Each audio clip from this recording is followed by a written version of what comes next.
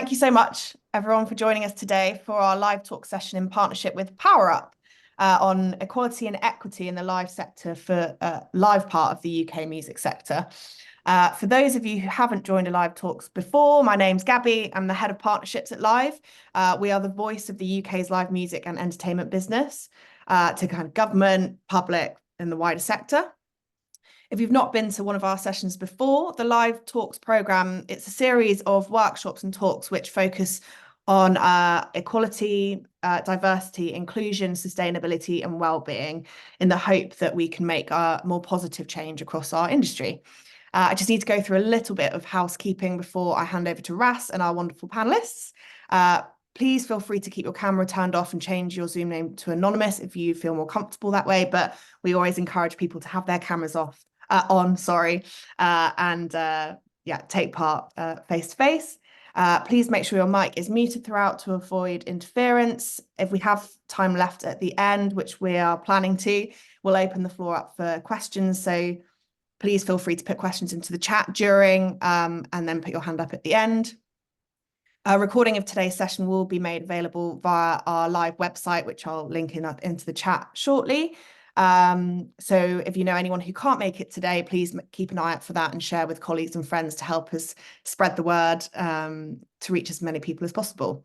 And that's it from me. So over to you, Ras.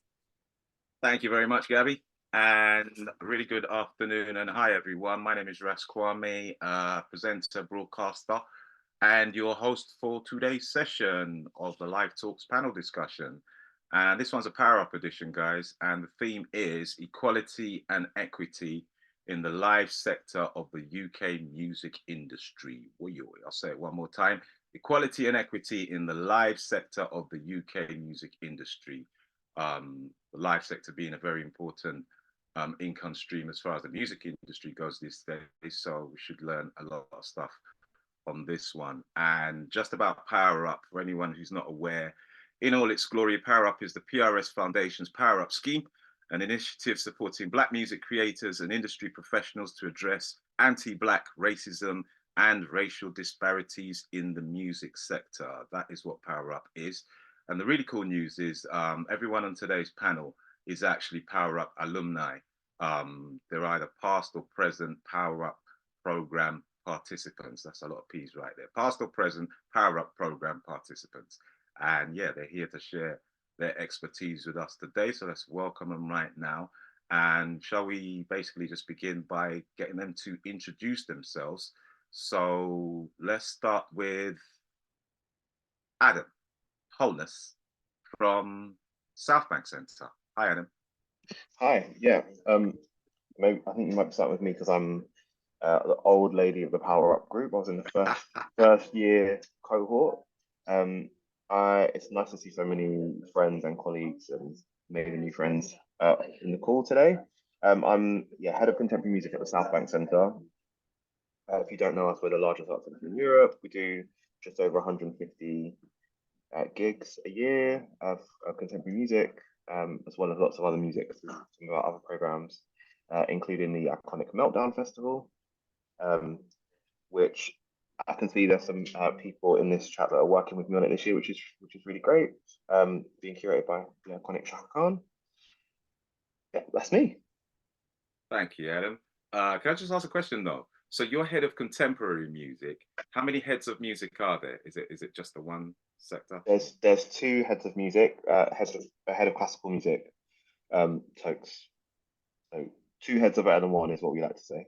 Okay. So you're one of the bosses. Sort of. You like. Okay. And Hannah's on the panel as well. Hannah Shogbola.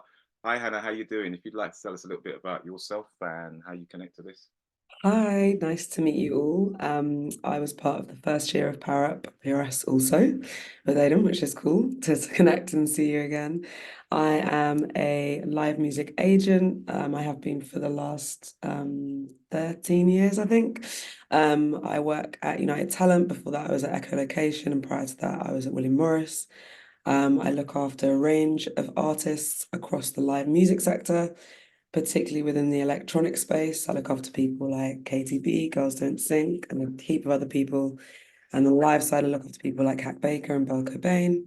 I also run my own consultancy company called DAJU, which has worked across the board on multiple projects, from working with Royal Albert Hall to the Roundhouse, and a bunch of other exciting things, which was a big part of Power Up. So yeah, that's me.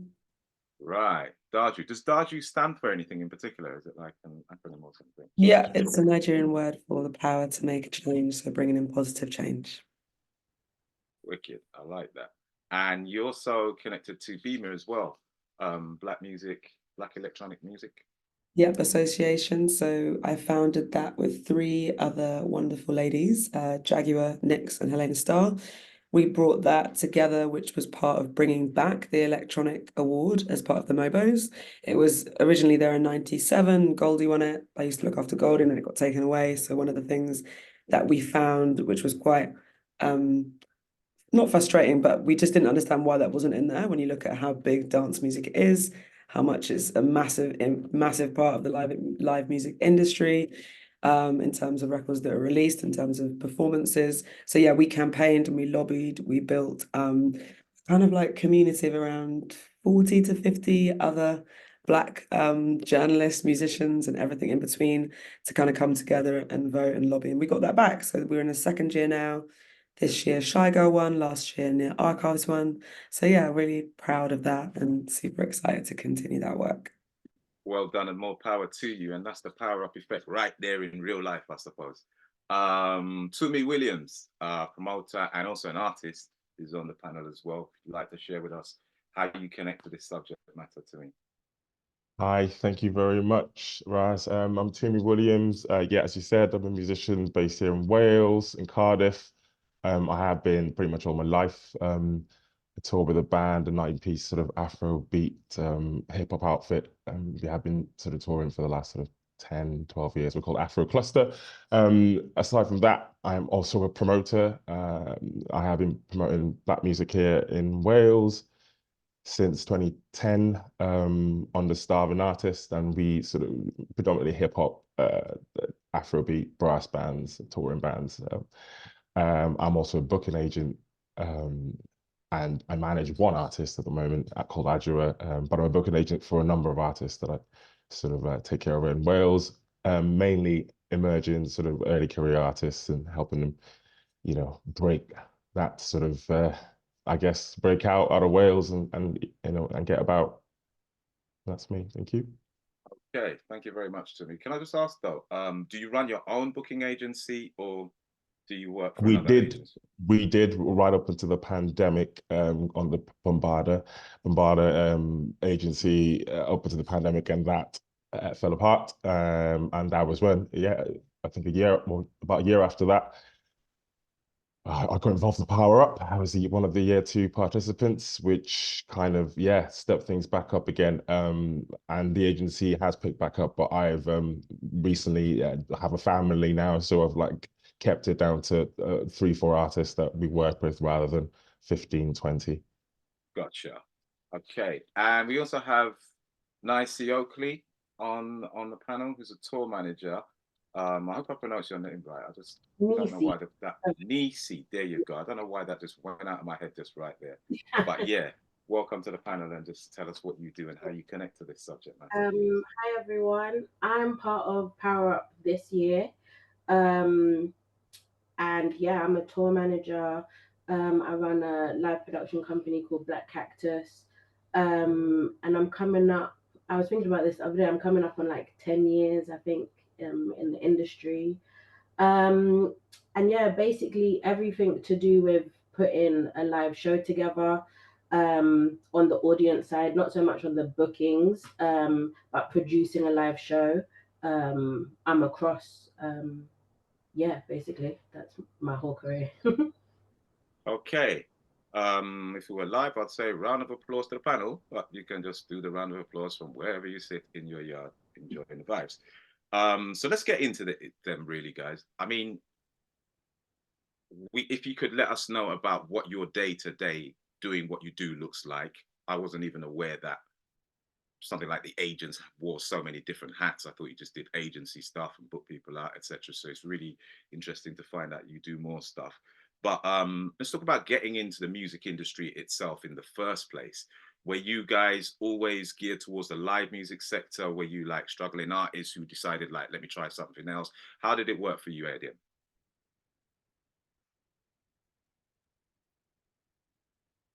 I always say, like lots of people, I started playing in some of the not best bands in the world. Some of the not best bands in the world. Yeah, Okay. we were all right, but you know, we weren't. You weren't killing it. No, we weren't killing it. Right. You wouldn't have booked yourself for Southbank then, no? Well, I don't know about that. But that, like, I think for me, like, I was basically playing in all the grassroots venues and like, you know, in every pub in North London essentially, and kind of through that experience, it started actually from kind of a place of frustration. We would play bands, or we were like on a bill with a country band and a reggae band and a heavy metal band, and I used to think like there's no way in this to be able to develop an audience or to create an experience for audiences that like feels as intentional as the music that we were making or that my friends were making. And so I then started putting on my own nights and thinking about how you could, you know, bring the right people together, and then what happens if you bring in not just other music artists, but artists from other disciplines to kind of really create a creative space that is ambitious and yeah, is as exciting as the content of the music.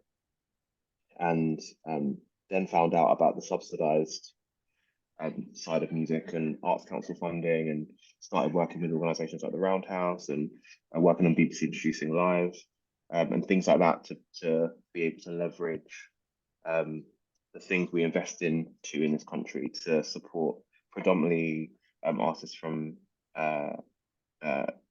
are right at the beginning of their career, like emerging artists, people making Black music, to be able to realise ambitions.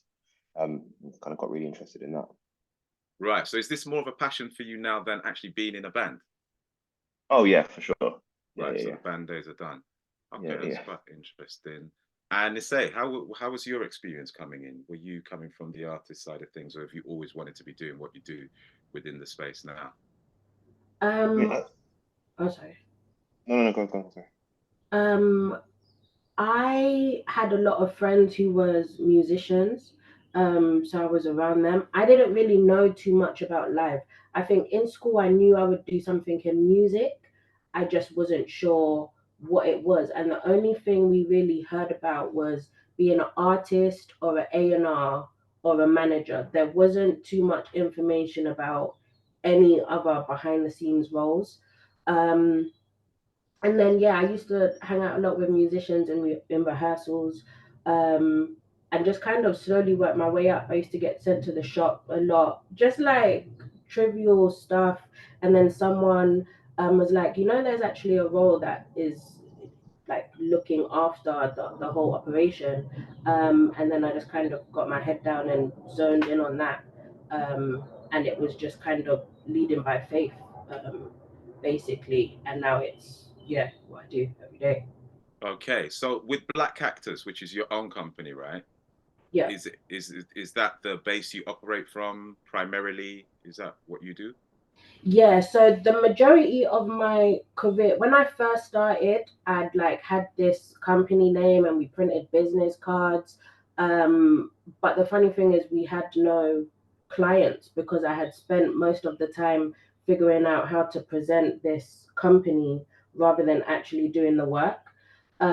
So basically I cut that off, and just focused on building a reputation and actually being known, like just as my name and just being known for doing good work. And now I've kind of gone back, and put it in a company form because I actually have a reputation to stand on. And it's just encompassing everything I do. Like not only do I tour manage, throughout my career I realized I can also stage design. We put bands together for international artists. So I'm not the tour manager, I just look after the band side or the creative side. So it's basically a home for everything that I do. But that's kind of new because I just wanted to build a reputation of good work before I got into the imagery of it all. I'm more concerned with like the work of it all. Right, gotcha. Thank you for that. And Hannah, becoming an agent, is this an easy, hard thing to do? Full stop. Never mind, you're a person of color as well, and never mind you're a female person as well. Um, Taking all that into one little box, how hard or easy was it for you to become the person you? Because you mentioned Goldie, so you're obviously foundation school, right? You go I'm well. very old, even though I look very young. Your foundation school in the thing, yeah.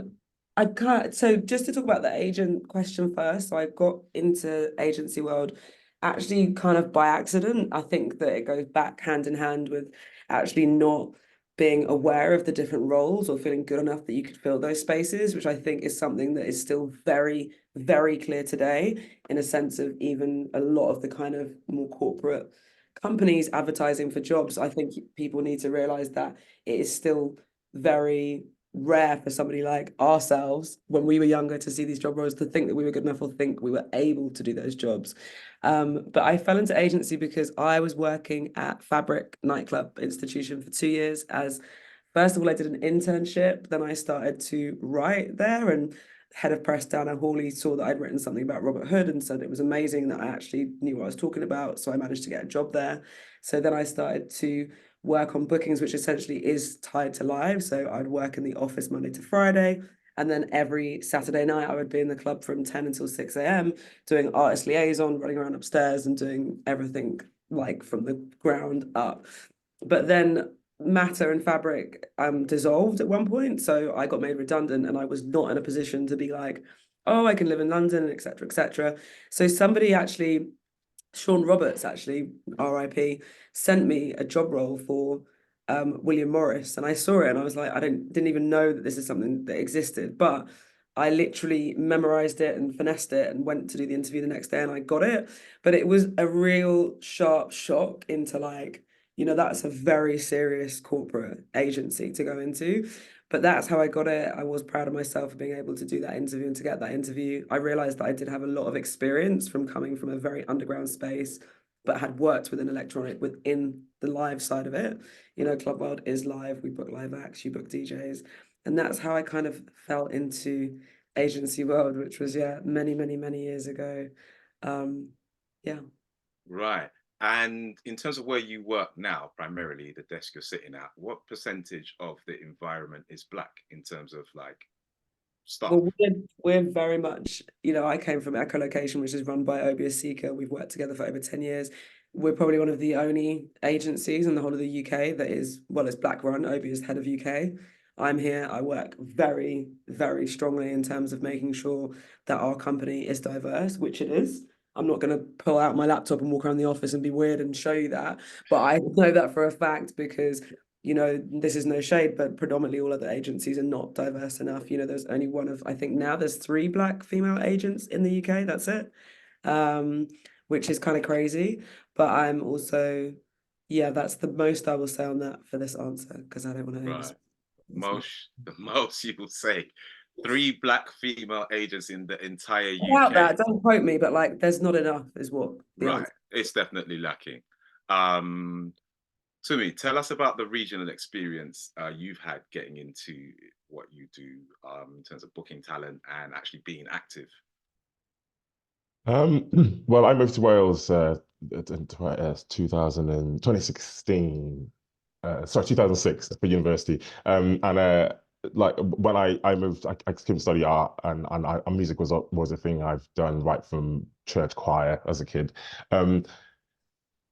I as a music consumer as well, I can see not many Black hip hop artists booked in Cardiff at the time, and I was keen to see more. So whilst I was making music and moving around the country, and as a solo artist at the time, I was picking up details and contacts. So I have this spreadsheet that I've still got of everyone from sound engineer to just everyone that I met along the way. And that, so becoming an agent kind of fell in my lap in a way, because I took a hold of my bookings and where I was going, because I wanted to play out as much as I could, Europe, UK. And I could see that a lot of my peers were struggling with that.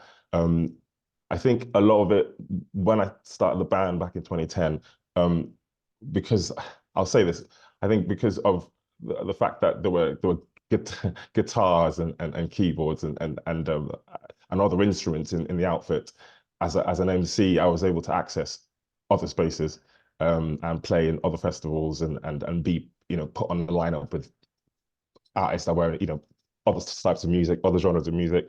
I could see my peers struggling, and like for me, that was when I kind of fell into, actually, wherever I'm going, I can say to the booking agent, there's this artist and that artist like me in Wales that can do pretty much the same job or better. And that was how I started sharing my information, my contacts, and fell into it that way. And since then, I don't get paid for it. I think the first payment I've had over the years from it was from Power Up. Like apart from that, even now, the artists I work with, I don't, you know, it's a passion thing for me. I'm sat in an office in a theatre company, a Black-led theatre company. Every member of staff here is Black.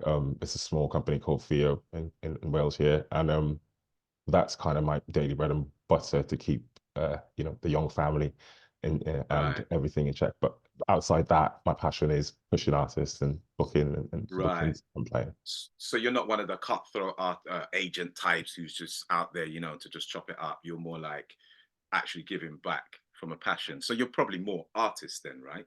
Artist driven. Half and half. Yes, artistry. Yeah, I guess that comes hand in hand. I love making music, and there's times I have to remind myself that I am an artist, because I spent months and months working on other people's tours and bookings, and I realized that I haven't actually replied to an email about my booking. It's you could say it's half and half really, because I gig every weekend, pretty much at the moment.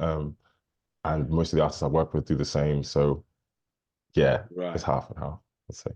So Adam, question for you. I mean, looking at the industry, I mean, from my naive point of view, I just presume that agents, touring, bookings, that sort of area has just traditionally not been very Black, because we don't really like that side too much. We want to be in the band, we want to be on the microphone, we want to do our thing. But as opposed to that, how much of the lack of people of color in the business comes from resistance from the platforms, the employers, and the music industry in general, in your opinion? I would say, I think in my opinion, and kind of what you're hearing actually, I think from a few people, is that when you're like really young and really passionate about music and you want to get into the business, you don't really know necessarily what the roles are and the pathways. And actually, you know, if I just talk about myself, like I think that's why I was like playing music and performing in bands, because that felt like the creative way to engage in music. And at that point, didn't realize like actually putting gigs on, bringing people together, that is like there's a massive creative role in that convening, and it can be really fun, really rewarding. So I see kind of a big responsibility of actually us, most of these people in this call, is making sure that we're throwing the ladder back down, and that we're talking to younger people about what it is that we do, and letting people know these are the kind of roles that they can do. But also, as someone who has been promoting music for the last 15 years, there was some very specific legislation and a culture of fear around Black Lives music that meant it was more difficult. It was our music was disproportionately limited from existing, particularly at a grassroots level. I, as a promoter, came up through Form 696, and although that has been scrapped, and you know, I'm really fortunate as an individual where I'm now not promoting on a grassroots level at the moment, because I'm at the Southbank Centre. But I know from friends and colleagues that that putting Black Lives music on, still in the capital of our country, can be challenging, because there is a fear of what Black Lives music feels like and what it looks like. And that has a huge economic impact on our industry and on who's able to have those opportunities to experiment and to develop their work and what they do has an impact on artists and their abilities to be able to play a gig to 3 people and know what it's like to try and win a crowd over. So I think there is progress, but I think we've still got quite a long way to go. Okay, so no doubt we shall come to some potential solutions in a minute. But let's say no one's gone to university to do this. How do you actually get to do this if you don't have the passion and drive to set yourself up, or you're not an artist who knows a lot of people all in the same position? So therefore, like Tumi, you're bringing your mates and you know, kind of like represent the fold. What's the pathway to this other than how you got into it, which is basically kind of fell into it? I don't really know the pathway unless you have passion and drive for this, because I honestly believe like no sane person would put themselves through what the music industry does unless you like really loved it, because Wow. it's insane. Um, and that's on the artist side, that's behind the scenes, that's live, that's recorded. Like, I honestly don't think that this is a job that you coast through. Um, I don't think it's an industry that you can kind of. I mean, you hear stories of people who fall into it, or they have like connections, a parent or someone was like, hey, do this. But those people don't really last or they don't really stand out. So I don't know the way unless you're passionate and you love it. To be honest with you, I know that might not be the answer that you're looking for, but I just personally don't know it, because that has been the driving force of my whole thing. Even when I was getting all the no's, even when I was broke, like when I first came into this, my dad had to pay my rent for like 3 years just while I was figuring out how do you make money from live not being the artist. And when managers don't feel like they need a tour manager, or why does it cost so much for this, or why, like, it's hard to find your footing, how to invoice, knowing that when you first learn that some invoices get paid in 7 days, some invoices get paid a year later. Like, all of these things are really hard battles. And if you don't have something bigger than I want to make money, it's not really gonna work. Right. I And believe. how much is being a person of color causing this thing? Are you not coasting through because you're a person of color? Is it more because you're female? Is it both? Like, what's color got to do with it? Is it I just a mean, tough industry? well, I'm a double whammy because I'm a black woman, so I'm like bottom of the barrel, to be honest. Like, in terms of how people view the person in charge. Not in the beginning, because that's different. You don't really know your job. Now that I'm experienced and I know exactly what I'm doing, I still walk into rooms and it's like, oh, are you the makeup artist? And it's like, there's nothing wrong with being the makeup artist, but these people can't understand that I could actually be the person in charge of this whole entire operation. Right. So, some days I have to walk into rooms and just be way bigger than my personality just to get things over the line.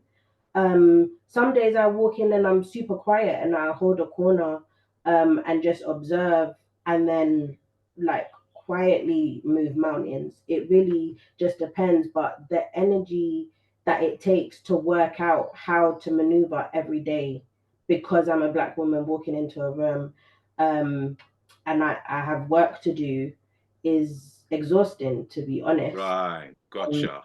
Let's um, ask, can I yeah. just ask the same question of Hannah and see what her take on it is, Mhm. please? Can you repeat the question, please? So the question was, Neicee is not really coasting in the industry because she's a black woman, basically. Have you found it difficult in the space of the live sector to get through it because you're a black woman?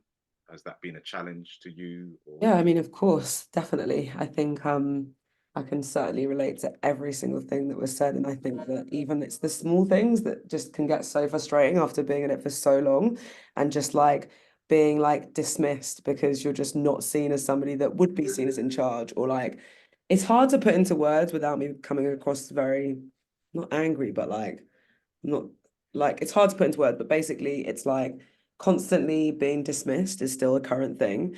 Right. Even though you've grafted for so many years and are fully in that position and at the top of your game, so to speak. I think those things they can come in many ways. You know, sometimes I have that from black men in the industry and are dismissed or overspoken. You know, that's something that I find really troubling because that happens quite a lot. I think yeah, it's an ongoing problem. I think from my side, the way that it slowly is changing, or I feel support, is by helping changing my working environment. So all the external things that I do, like going on panels and going on talks and going to schools and going to colleges, my only focus and only reason to do that is to entice people into the role of becoming an agent, because so many kids still don't know that that is a role that you can do, that it's fun, that it's creative, that it's exciting, that you get paid well. And I think there needs to be such a big education around that. Like I literally spoke at Walthamstow College yesterday morning for 90 minutes and lectured, and it was like 95% of the class didn't really realize everything of what it entailed to be an agent. So I was like super happy to like change people's minds. But I also think that, again, what I mentioned earlier, the responsibility is still needed to be there from a lot of the companies that we work with. I think there's still a distinct lack of involvement, and you know, I don't think there is enough effort being put into when jobs are advertised and how people are able to apply to them, are in knowledge of them being, you know, advertised. That's a big thing, because the only way I feel nurtured and able to kind of like manage those difficult situations that still happen is by having people that look like me and are around me, because there's such a like special unspoken thing of how black people bond together because we understand each other's trials and tribulations. And I think that's what's difficult sometimes on these panels, is to put that into words on such a big audience like this, because it's triggering, isn't it? It's still emotional. Like no matter how long we've all been in this industry, it's still like shit, you know, like something happened to me just yesterday of such similar ilk, and at the Brit Awards on Saturday, that you're like, yo, is this still happening? Like, my gosh. Anyway, that's Yeah, it is. Well, I can relate to that. Is it still happening kind of thing, which is kind of mad in the game. I'd say we've got 15 minutes or so more of the conversation left to go, guys. So if anyone's got any questions, just put them in the chat and Gabby will sort them out and we can get to that in about 15 or so. Adem, education seems to be the key, or a key piece of, or something we can do to empower ourselves as black people to get more booking agents, and I guess this will lead to more black talent or people of color being booked, etc., etc. But how do we get this education out there in this industry? Because it doesn't look like education is a thing as far as people of color, you know, women Yeah, I in the mean, business. Yeah. it's funny. I was thinking, I completely agree, like, you know, especially with what Hannah just shared. But also, I think there can often be a temptation to really focus on. I'm aware that I've also said we have a big responsibility to like educate people and bring them in. But I think there can sometimes be a temptation to focus on supporting young people and early career professionals into the industry. But we also have to make sure we're thinking about what we do with people once they arrive. Like, are we um, and act, you know, being active and asking the question, how are we set up to make sure that people feel valued and supported at work, and like, are we open to collaborating in new ways and working in ways that, I mean, the invoicing to me is always a really good example, and this is probably more of an early career thing, but you often hear from freelancers and artists like organizations don't want to pay you, and you hear this like kind of swell of frustration from, like, you know, people working in a more of a grassroots way, and then you hear big organizations say, oh, this person's really difficult to deal with, or this collective is really can be really belligerent in how they're working with us, and actually it's often I find there's just not a clear enough flow of information where you like explain this is how our invoicing process works. Like, you need to send it once at this point, and when you do, it's going to work like this, and then we'll pay you at that point, which can take the steam out of some of those frustrations. So I think being really open to understanding that, whether it's a colleague who's got a different cultural background, or it's like an artist or whoever it is, that they might need us to work in a way that's slightly different. And that's okay. It doesn't take anything away from us. And it also doesn't mean that they're not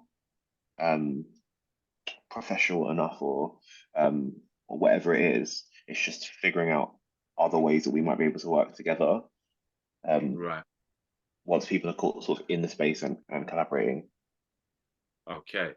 Tumi, it sounds like it's not just a Black thing, it's an industry thing, period. And there's just not much awareness in the Black community or amongst Black people to really want to do this job, with the lack of insight that there is there. Am I right or am I wrong? I think you're 100% right. It's one thing that I try and actively promote the fact that there's a lot of us artists out in Wales. I'll keep it in Wales. And there's not enough people, Black people, supporting those artists in terms of from agents to. I don't think I know.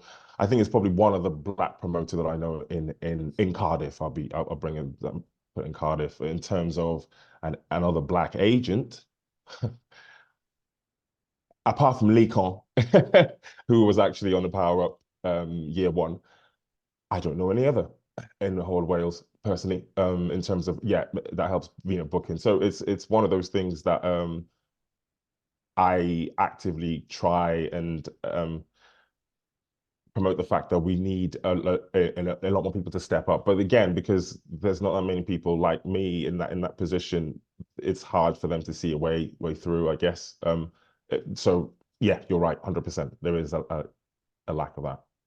Right. So Neicee, given our clout within the music and traditionally where we come from as a people, i.e. is the man them putting on the dance, and it's the talent from the hood that's on the stage for the dance, and why is it really that important for us to be in a corporate sense in control, or are we fine with our position and we should just grow into it organically? I think what I'm trying to say is, like, what's all the fuss about? Is there a fuss here that we need to really be concerned about? Because it doesn't seem we can actually make that much change, because if it's through education, this is going to take a long time. I think it is a big deal. I think that we do need to be in more corporate positions, more positions of power. I think that there's two things. I think in the culture of Black music, behind the scenes and on the artist side, we tend to have this thinking of like, I brought this person through. So sometimes people aren't able to grow by themselves because the person who gave them the step up or gave them an opportunity feels like they own their career. And then you just end up with these little cliques or bubbles of people, but they're not able to expand and go into their own fields or make change by themselves. We just kind of get tied together. And if you try and break out of that, it seems as you're told you're ungrateful, or you didn't respect the opportunity, or it's quite weird, a weird thing that I've seen. Also, yeah, that's one thing that really bothers me, because I think that hinders a lot of progress, because people are scared to move. And I've lost my train of thought. Sorry, I came back from Australia yesterday, so my brain is No. I get you. You can't. I mean, that's no one else's fault but ours, though, as a people, right? Some of these things there is external factors, but some of it is how we move amongst ourselves, and it allows the external factors to pile on top. Right.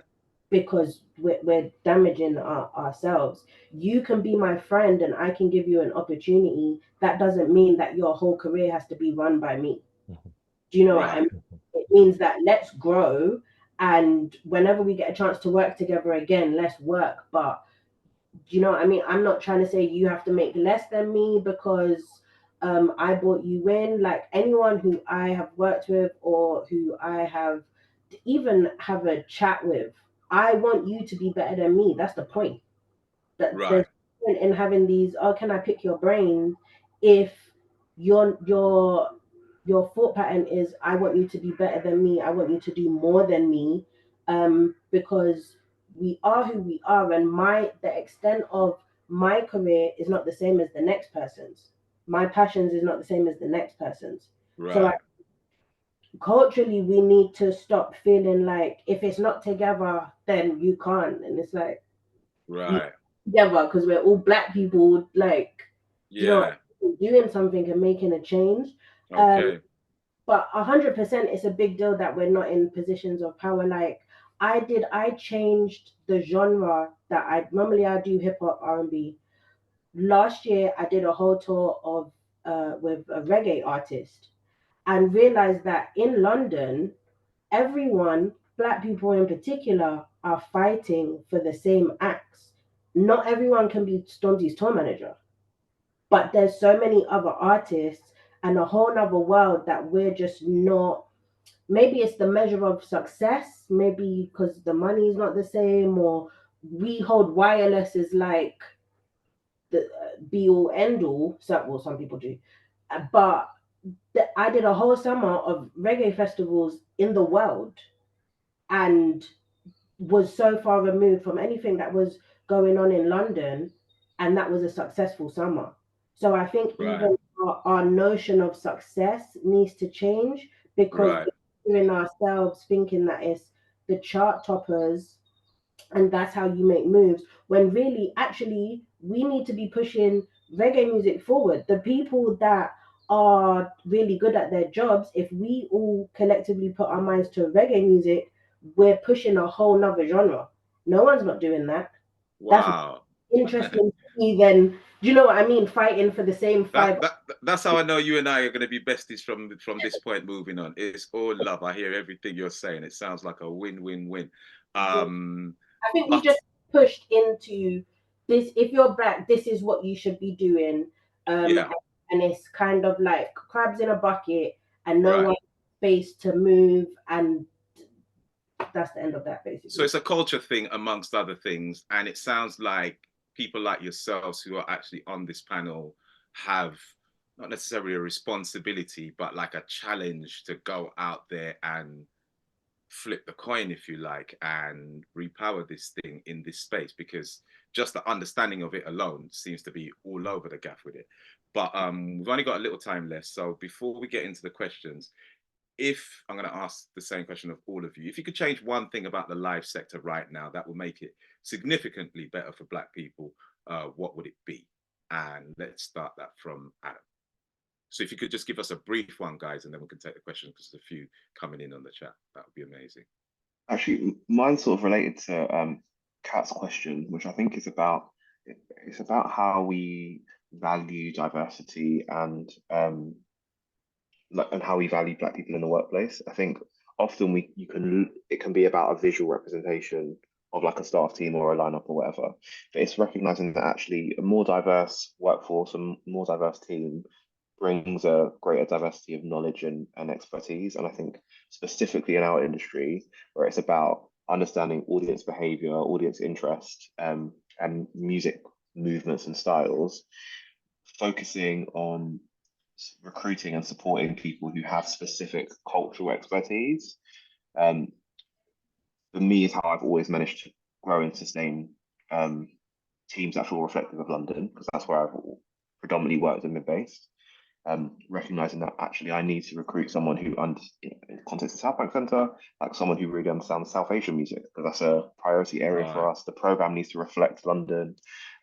Need someone who understands Amapiano and what's happening in the clubs at the moment, because that's part of our program, and making sure that for whoever those audiences are, that the recruitment, and then that you're supporting the recruitment, it prioritizes people from diverse backgrounds based on their knowledge of that space Right. and the music, and that then the things that they bring with them, the energy of actually, but this needs to work in this way. We need to think about this like this is based on that expertise, and so being Right. open to being challenged and making space for them with the new energy that they bring into the team. Okay. So your That's what thing I would is, like. right, you would switch up the recruitment process in terms of the subgenres and accessing the community through that. Is that right? It's the Oh recruitment. yeah, it's about prioritizing. I mean, I'm not a recruitment specialist, and I have some knowledge of the Equality Act, but you can't say I want to recruit more women, I want to recruit more Black people. That's a form of discrimination that's not legal in this country. But what you can do is recognize my team needs this specific cultural knowledge that we haven't got yet, and recruit to that. Like, we need a knowledge of reggae music in this team, and so I'm going to make sure that's in my essential criteria, and that's Right. more likely of grime music. Those things are more likely to then bring people from those music communities who are more likely to be from more diverse backgrounds than a Right. generic knowledge of music. Okay. Well, as you say, reggae music, let's go over to Neicee and see what Neicee say. What's your thing? What would you change? The one thing, just the one thing. I think kind of going back to what I was saying before, I think the notion of what success is often deters some Black people in staying the course and figuring it out.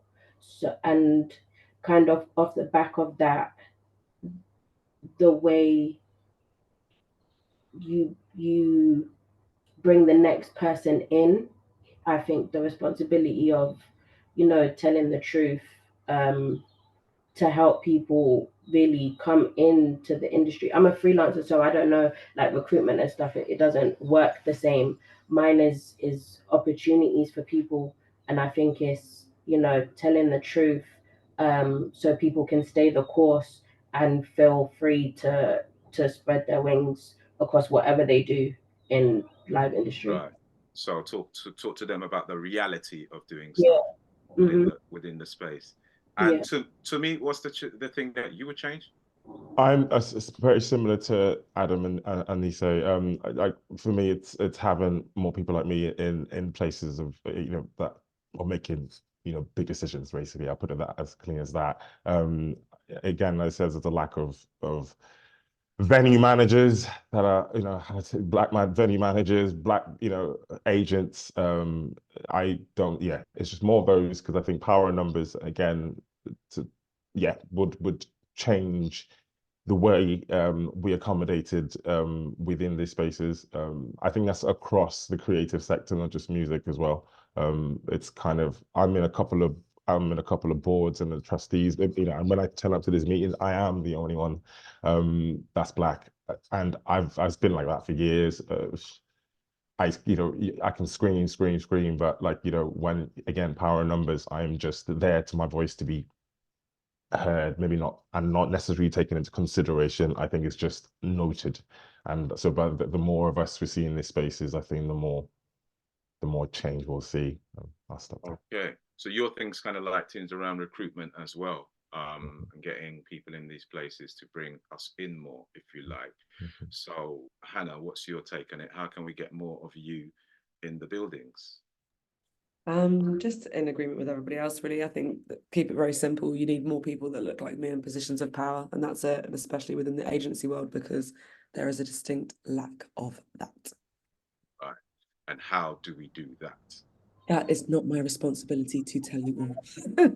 I think that, and I really mean that, because, like, I do these talks and I do these panels because I'm part of things like Power Up, and I respect Yao, and I'll always do things that he asked me to, but I cannot express how frustrated I get when I have, and this is no company's mentioned, but the amount of times that I get approached for advice, for, you know, my opinion on things. That's consultancy. Okay, number one, do your due diligence and go and employ people to give you the right advice. Don't just turn to the one black female agent that you know and ask them, because that is not acceptable. There are so many people with so much incredible knowledge and advice that they can give you. And all these companies that continually come to me and ask me, stop doing that. Go and employ people to advise you. There are so many incredible people that can do. And that's all I can say, really. Well said. I like that one there. One thing of what Hannah was just saying as well, what I've started doing when things used to happen, like in venues, little grievances or whatever, I used to fight on the ground. So I'll argue with you, or there'll be a commotion. Now I'm going to your boss, and there's an email that says this person isn't allowed to work with me or anyone from my team. These are the reasons why. And what that does is force the higher ups or whoever put this person in the position to be accountable, and someone has to apologize for something. And it means moving forward, you know, when I walk into a room, what I expect, because a lot of the people that you work with, it's a revolving door. You see the same people on the circuit. And that kind of helps in terms of if I come onto a festival site or in a venue, you already know that I don't really play that. So whether it's fake, whether it's whatever, how you talk to me and my team, there's gonna be it's gonna be way better than if I just argue with you or if I don't say anything at all. So that's one thing I've started doing as well. Right, gotcha. All right, guys, thank you very much for your solutions. Let's check out some questions now. I guess I'll take one question to each of you as we have four. And if you could just give us like a quick 60-second summary, if you can, would be amazing. So Carl Martindale from Boomtown Festival says, we have a diverse lineup on our stages, but have much work to do in diversifying our head office. Any thoughts on behind the scenes in the festival sector? And that will go to Adam. Yeah, I sort of tried to touch on that a bit in the last answer. I think it's about understanding, okay, well, what expertise does the team need? Are there gaps around particular cultural knowledge, and then prioritizing that and thinking those sorts of things can bring in a more diverse workforce. That's how I would approach recruitment. Right. Okay. Kind of makes sense. I hope that answers your question.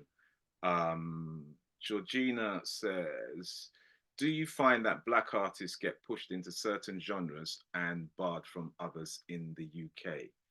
Do you find that Black artists get pushed into certain genres and barred from others in the UK? Question for you, Neicee.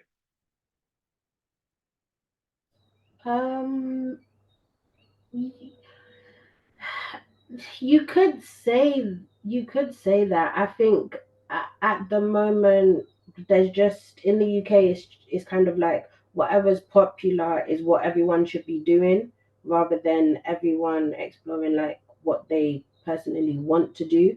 It's kind of like a follow the leader culture, I think, in the UK.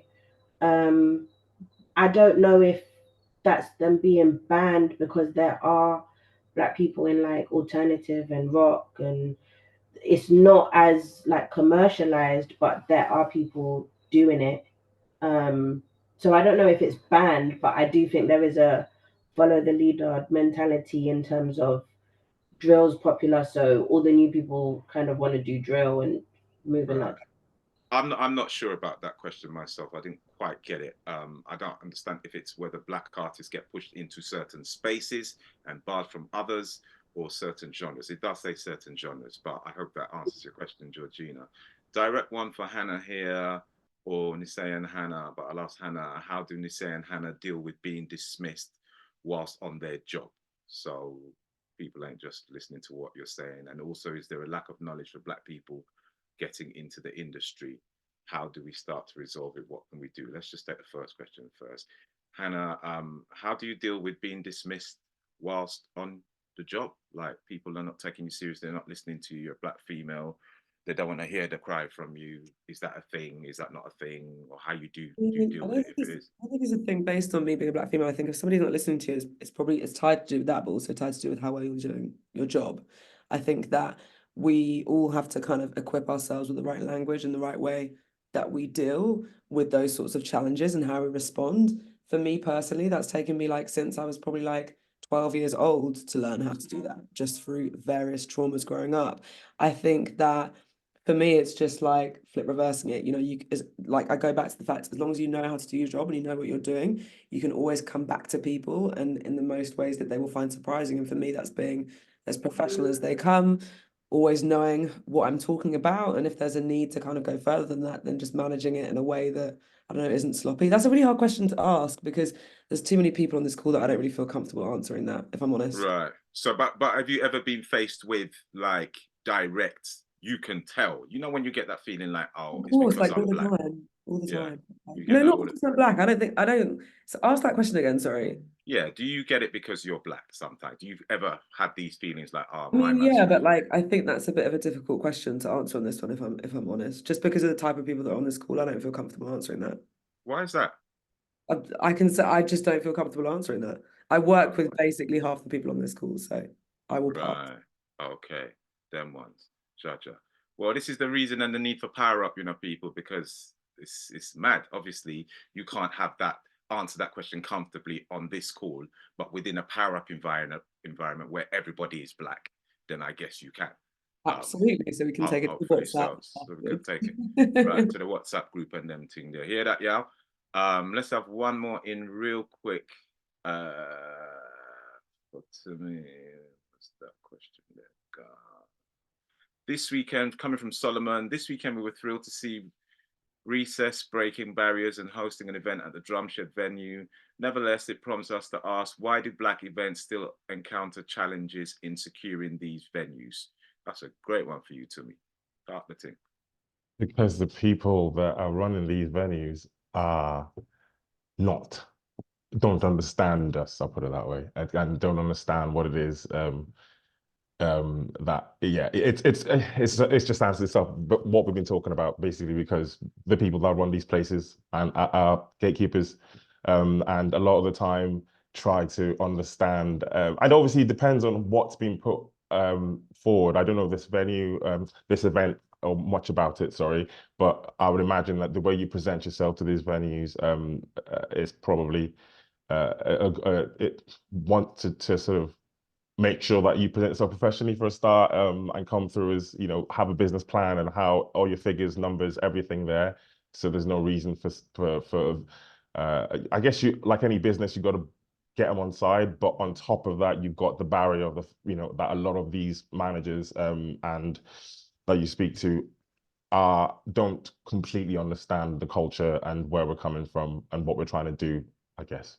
Right, don't completely understand, don't necessarily want to understand. It's a bunch of pagans running these places and they just make it difficult for the man. Just to kind of tie in, just because I know that event and I know the Drumsheds people, and that was a fantastic event this Saturday, it is often due also tied to the fact that, you know, if something is seen as a high risk event, which isn't down to the venue owners, that's down to policing, that's down to the council. So there's a tremendous amount of work that's often done on promoters' sides to try and push those things through.